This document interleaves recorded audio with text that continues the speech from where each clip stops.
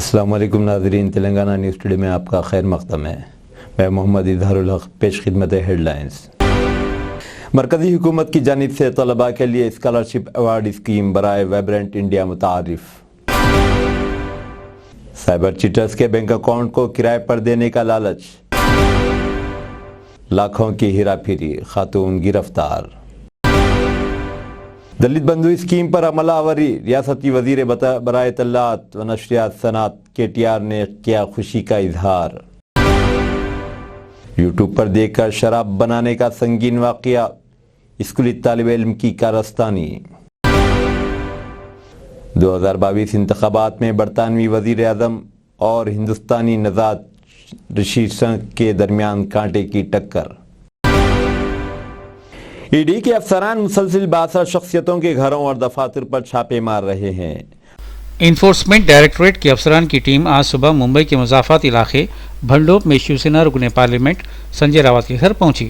ذرائع کے مطابق سنجے راوت نے ED کے سمن کو نظر انداز کر دیا تھا اور تفتیش کے لیے دفتر نہ آنے پر آج صبح سینٹرل ریزرو پولیس فورس کے افسران کے ساتھ مرکزی تفتیشی ایجنسی آج صبح شیو سینا لیڈر کے گھر پہنچی۔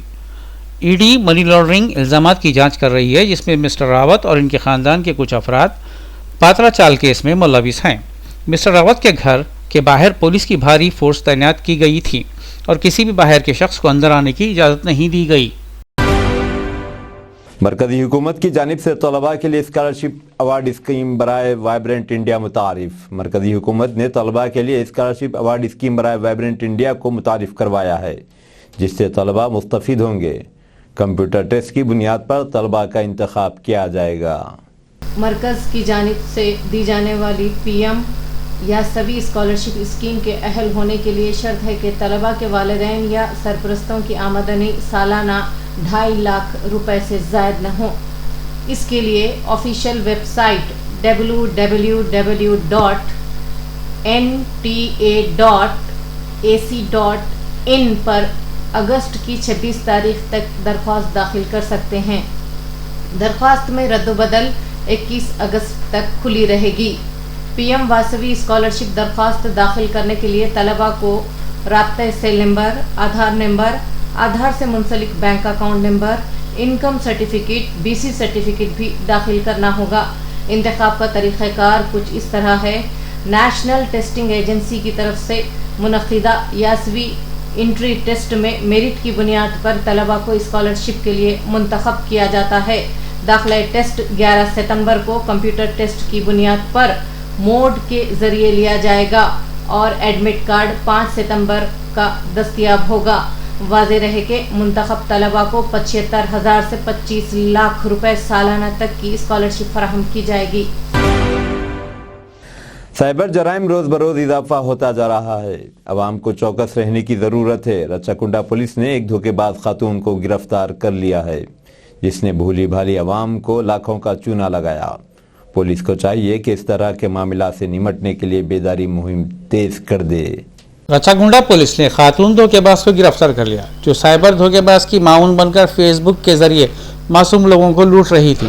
سائبر چیٹرز کا بینک اکاؤنٹ کرائے پر لے کر اس کے ذریعے کمیشن دینے اور لاکھوں کمانے کا واقعہ سامنے آیا ہے۔ سائبر کرائم پولیس کی جانب سے سامنے آنے والی تفصیلات کے مطابق سائیک پوری کے علاقے کی ایک خاتون نے نامعلوم پیغام کا جواب دیتے ہوئے سرمایہ کاری کے لیے بھاری منافع کی پیشکش کی اور مجموعی طور پر 18.83 لاکھ روپے کا نقصان پہنچایا۔ شکایت کی تحقیقات کرنے والے سائبر کرائم انسپکٹر نے مہاراشٹر سے الفیہ شیخ اسرائیل کو تکنیکی معلومات اور بینک اکاؤنٹ کے اسنادات کے ساتھ گرفتار کر لیا۔ ملزمین کے قبضے سے ایک موبائل فون اور سم کارڈز برآمد کیے گئے۔ ریاستی IT اور صنعت کے وزیر KTR نے دلت بندھو اسکیم پر خوشی کا اظہار کیا ہے۔ اس اسکیم کو چیف منسٹر KCR نے تلنگانہ میں دلتوں کو معاشی طور پر ترقی دینے کے لیے متعارف کروایا تھا۔ KTR نے ٹویٹ کیا کہ دلتوں کی ترقی کے لیے CM KCR کے ذریعے شروع کی جانے والی دلت بندھو اسکیم نے نتائج دینے شروع کر دیے ہیں۔ KTR نے زور دے کر کہا کہ تلنگانہ حکومت کا ہدف سماجی اور اقتصادی طور پر پسماندہ غریبوں کو ترقی دینا ہے۔ ترووننتھاپورم میں ایک 12 سالہ لڑکے نے یوٹیوب پر دیکھ کر انگور کی شراب بنائی اور اپنے ہم جماعت کو پلا دی۔ تھوڑی دیر بعد साथी ने बेचैनी महसूस की और खै कर दी। इसे फौरी तौर पर अस्पताल दाखिल कर दिया गया। बाद डॉक्टरों ने इसे डिस्चार्ज भी कर दिया। अब इसकी हालत मुस्तहकिम बताई जा रही है। एक पुलिस अफसर ने बताया कि लड़के ने पुलिस से पूछगछ के दौरान एतराफ़ किया कि इसने अपने वालिदैन के खरीदे हुए अंगूरों से शराब बनाई थी। लड़के ने यह भी कहा कि शराब बनाने के लिए इसने किसी स्पिरिट या अल्कोहल का इस्तेमाल नहीं किया। लड़के की मां को मालूम था कि वो शराब बनाने की कोशिश कर रहा है। लंदन के वज़ीर आज़म 2022 ईस्वी के इंतखाबात में हिंदुस्तानी नज़ाद रशीद सनक और लिज़ ट्रस के दरमियान कांटे की टक्कर चल रही है। वहीं पर अब खुद सनक ने इतराफ़ किया है कि वो इस लड़ाई में थोड़े पीछे हैं। रशीद सनक ने बरतानवी वज़ीर आज़म के इंतखाब में अहम दाव खेलते हुए कहा कि वो कंजर्वेटिव पार्टी के अगले रहनुमा और बरतानवी वज़ीर आज़म बनने की दौड़ में कमज़ोर हैं, लेकिन वो एक एक वोट के लिए मुकाबला आराई करेंगे। रशीद सनक ने मुल्क में टैक्स में कमी से इनकार कर दिया था, जबकि इनके मुखालिफ लिज़ ट्रस ने कहा कि वो मुंतखब होते ही टैक्सेस में कटौती करेंगे। लिज़ ट्रस को बरतरी हासिल होने की वजह यही है कि इन्हें वज़ीर दफ़ात की भी तायद हासिल है। महकमे मौसमियात ने माह जुलाई में रियासत भर में होने वाली बारिश के तनासब की तफसीली रिपोर्ट पेश की है। महकमे मौसमियात के मुताबिक माह जुलाई में तेलंगाना भर में 125% ज़्यादा बारिश रिकॉर्ड हुई। रियासत गिर सतह पर 99.5% मंडलों में मामूल से ज़्यादा बारिश रिकॉर्ड हुई। मानसून के सरगर्म होने के बाद 21 जून तक 30 जुलाई तक रियासत में बारिश 367.80 मिलीमीटर हुआ करती थी, जबकि इस दौरान 687.30 मिलीमीटर बारिश रिकॉर्ड हुई, यानी कि मामूल से 87% ज़्यादा बारिश रिकॉर्ड हुई।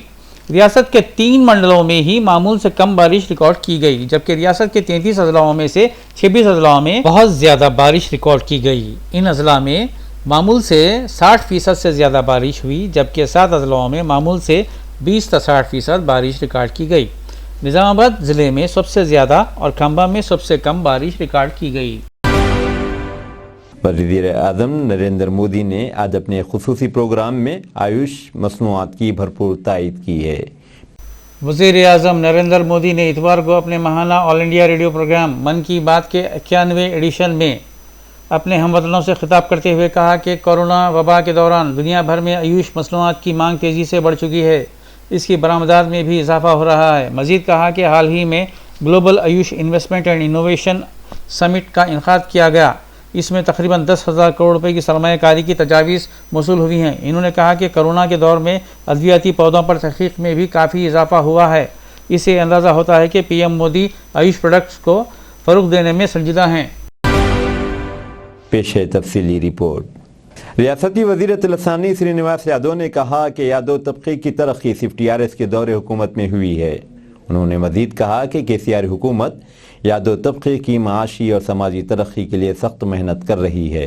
हुकूमत गरीब तलबा को तालीम से आरास्ता करने के लिए बड़े पैमाने पर रिहायशी स्कूल्स कायम कर चुकी है और मज़ीद स्कूल्स कायम करेगी। आवाम को चाहिए कि वो अपने बच्चों को इन स्कूल्स में दाखिला दिलवाएं ताकि गरीब बच्चे भी तालीम हासिल कर सकें।